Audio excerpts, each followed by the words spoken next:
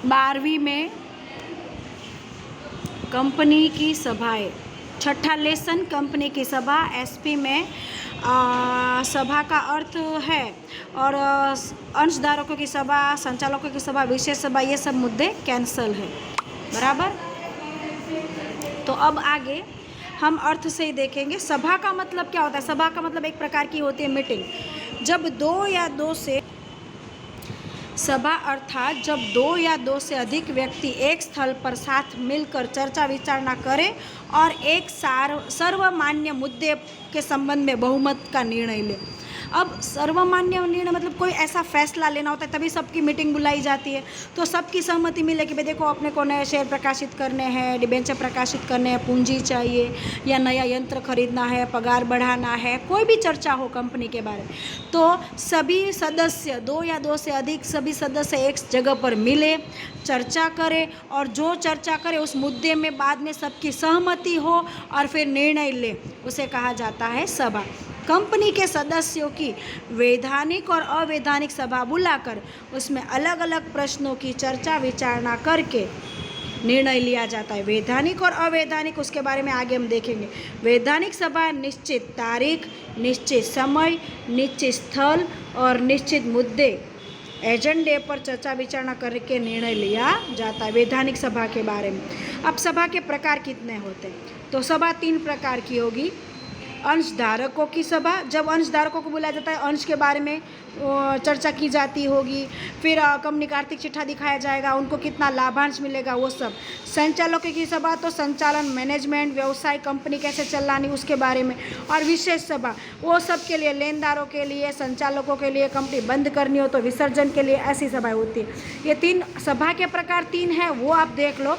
उसके बाद ये जो अंदर विस्तृत में है वो सब कैंसल है।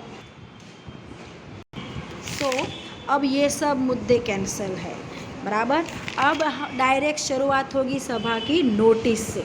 तो सभा की नोटिस में आगे बढ़ेंगे। अर्थ तो नोटिस अर्थात कंपनी की सभा में हाजिर रहने का हकदार सदस्य के लिए संचालक या अन्य व्यक्ति को सभा संबंधी जानकारी देने के लिए लिया जाने वाला लिखित परिपत्र। मतलब कि नोटिस का मतलब ये हुआ कि सभा में उपस्थित रहने के लिए सदस्य जो हकदार है, हकदार मतलब कौन हकदार होगा?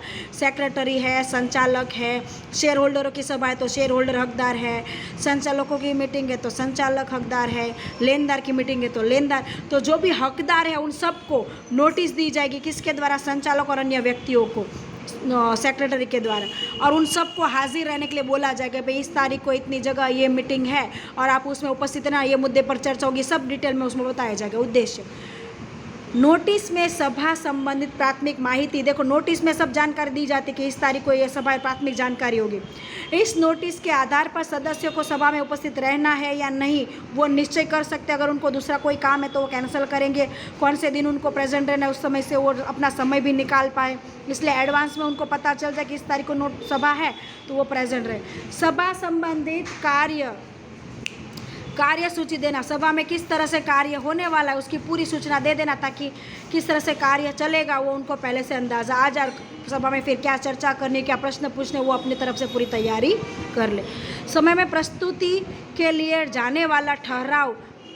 किए जाने वाला ठहराव के पक्ष या विपक्ष में मत देना, इस संबंध में सदस्य निश्चित कर ले और अपना वोट किसको देना है। सभा में क्या चर्चा होने वाली है पहले से नोटिस में दिखा दिया जाता है, तो व्यक्ति जो सभा में जाने वाला है उसको पता चले कि कौन सी बातों की चर्चा होगी, मुझे किस बात की चर्चा करनी, मुझे किस में वोट देना, पहले से सोच ले, ताकि वहाँ जाकर कोई निर्णय सुनाए और फिर उनको सोचने समझने का समय ना मिले।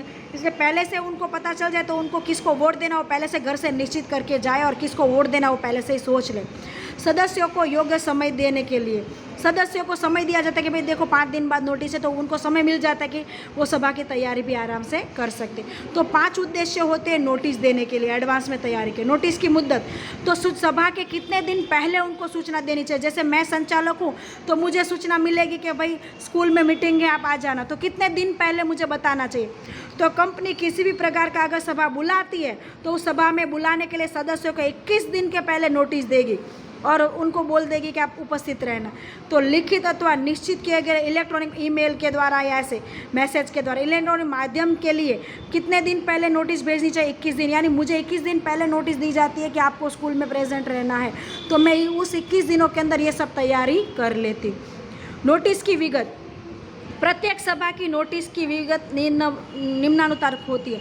सभा कौन सी तारीखों, कौन से दिन, कौन से समय पर, कौन सी जगह पर, और सभा में कौन से मुद्दों पर चर्चा होगी, 7 से 8 क्या कार्यक्रम होगा, 8 से 9 कैसे कार्यक्रम होगा, कितने घंटे सभा चलेगी, बीच में ब्रेक होगी, नाश्ता, चाय, पानी, कौन से मुद्दे पर चर्चा होगी, किस में वोटिंग करना है, ये सब यहाँ पर दर्शाया जाता है। ये सब नोटिस के अंदर लिखा हुआ होता है। नोटिस देने की सत्ता, कंपनी के संचालकों को सभा के संबंध में नोटिस देने की मंजूरी देने की सत्ता है। तो नोटिस देने की सत्ता किसको है? संचालकों को। संचालक खुद ये काम करते नहीं, तो संचालक अपना मंजूरी उनको देनी है, पर अपना काम वो करवाते सेक्रेटरी। सेक्रेटरी को बोलते हैं कि चलो आप नोटिस तैयार करो, मैं बाद में साइन कर दूंगा। तो सेक्रेटरी नोटिस तैयार करता है और ये सब मुद्दे उसमें लिख देता है, फिर उसमें संचालक अपनी हस्ताक्षर कर देते हैं। तो कंपनी का सेक्रेटरी जब ऐसी नोटिस भेजे, तब नोटिस में वे बोर्ड के आदेश से ऐसा शब्द लिखेगा। कंपनी के प्रबंधक या संचालक को इस संबंध में ज़रूरी सत्ता दी गई है, वह भी नोटिस दे सकता है। तो कंपनी के प्रबंधक या संचालकों को अगर सत्ता दी गई है तो वो भेजेगा, वरना कंपनी के संचालक हैं वो नोटिस देने का कार्य करते। यदि कंपनी लो बोर्ड व मध्य सरकार की सभा बुलाए तो संबंधित जिम्मेदारी अधिकारी उनकी ओर से नोटिस भेजा जा सकता है। ये आपको आईएमपी मुद्दा है कि कौन किसको नोटिस भेज सकता है। वो सभा की नोटिस किसको, कहाँ और कैसे देना है? सभा के प्रत्येक सदस्यों को तथा मृत्यु या दिवालिया सदस्य को कानूनी प्रतिनिधि को सभा नोटिस किसको देना? प्रत्येक सदस्य को। अब जिसकी मृत्यु और दिवालिया हो गया है तो उनके बदले नोटिस देना उनके प्रतिनिधि को, यानी प्रत्येक सदस्यों को और इन सब के प्रतिनिधि को नोटिस दी जाती है। कंपनी के ऑडिटर्स को नोटिस दी जाएगी, गौण कंपनी को नोटिस दी जाएगी, संचालक और ऑडिटर्स को नोटिस दी जाती है। ऐसी नोटिस प्राप्त करने का जो हकदार है, जो कंपनी का सदस्य है, उनको नोटिस दी जाती है। संयुक्त नाम से अंशधारक, संयुक्त ग्रुप में अगर किसी ने शेयर खरीदा है, उन सभी सदस्यों को जिसका प्रथम नाम चौपड़े में होता है उस व्यक्ति को नोटिस दी जाएगी। नोटिस कहाँ? कंपनी के रजिस्टर ऑफिस के अंश धारकों के लिए किए गए पत्र पर नोटिस भेजी जाती है। नोटिस किस प्रकार से दी जाती है? डाक के द्वारा, स्थानीय वर्तमान पत्र, सार्वजनिक नोटिस के द्वारा, और सभा के नोटिस में प्रत्यक्ष हाथों हाथ व्यक्ति को हाथों हाथ कागज़ दिया जाएगा, या तो डाक के द्वारा या तो उनको स्थानीय वर्तमान पत्र में नोटिस भेजी जाएगी। सभा की नोटिस के संबंध में सेक्रेटरी के क्या कर्तव्य है? तो सभा में हाजिर रहने के जो हकदार है वो प्रत्येक सदस्य को 21 दिन पहले नोटिस देने का काम सेक्रेटरी का है। सेक्रेटरी नोटिस बना के सबको भेजेगा, लेकिन संचालक आदेश देगा तब। सभा की नोटिस का नमूना तैयार करने का काम सेक्रेटरी का है।